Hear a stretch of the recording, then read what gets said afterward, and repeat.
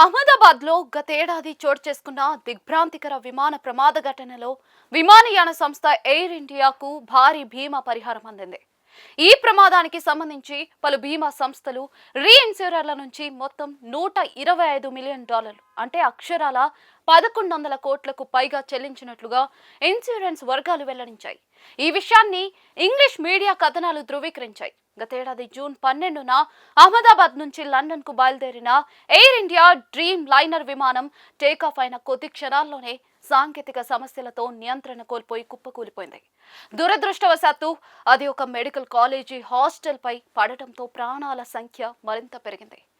ఈ ఘటనలో విమానం పూర్తిగా ధ్వంసం అవడంతో పాటు భారీ ప్రాణ నష్టం సంభవించింది. విమానంలో ఉన్న ప్రయాణికులు సిబ్బంది కలిపి 242 మంది ఉండగా ఒక్కరు మాత్రమే ప్రాణాలతో బయటపడ్డారు. ప్రమాదం తర్వాత వెంటనే బీమా అంచనా ప్రక్రియ ప్రారంభమైంది. విమానం పూర్తిగా నష్టపోవడంతో హోల్ లాస్ కింద బీమా సంస్థలు పరిహారం చెల్లించాయి.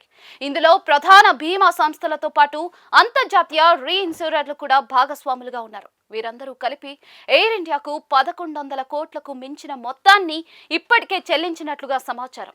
ఇదే సమయంలో ఈ ప్రమాదంలో మరణించిన వారి కుటుంబాలకు పరిహారం చెల్లించే ప్రక్రియ కొనసాగుతూ ఉంది. మృతుల బంధువులకు సుమారుగా $25 మిలియన్ అంటే 200 కోట్లకు పైగా చెల్లించేందుకు ఏర్పాట్లు జరుగుతున్నాయని ఇన్సూరెన్స్ వర్గాలు తెలిపాయి. ఈ పరిహార ప్రక్రియ ఇంకా పూర్తి కాలేదని, బాధితుల సంఖ్య, న్యాయపరమైన అంశాలను బట్టి ఈ మొత్తం మరింత పెరిగే అవకాశం ఉందని పేర్కొన్నారు.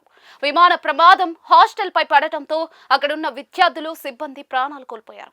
ఈ నేపథ్యంలో బాధిత కుటుంబాలకు ఆర్థిక భరోసా కల్పించేందుకు టాటా గ్రూప్ ముందుకొచ్చింది.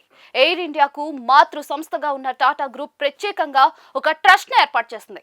ఈ ట్రస్ట్ ద్వారా మృతుల కుటుంబాలకు సహాయం, క్షతగాత్రుల వైద్య ఖర్చులు, అలాగే ప్రమాదంలో దెబ్బతిన్న మెడికల్ కాలేజీ భవనాల పునరుద్ధరణ పనులు చేపడుతూ ఉన్నారు.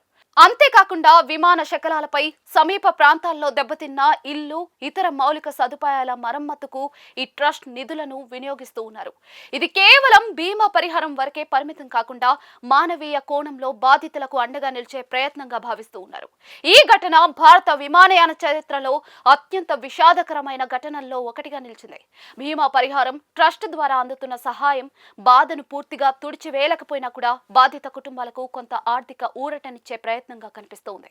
అదే సమయంలో భవిష్యత్తులో ఇలాంటి ప్రమాదాలు జరగకుండా భద్రతా ప్రమాణాలను మరింత కఠినంగా అమలు చేయాల్సిన అవసరాన్ని ఈ ఘటన మరోసారి గుర్తు చేస్తోంది.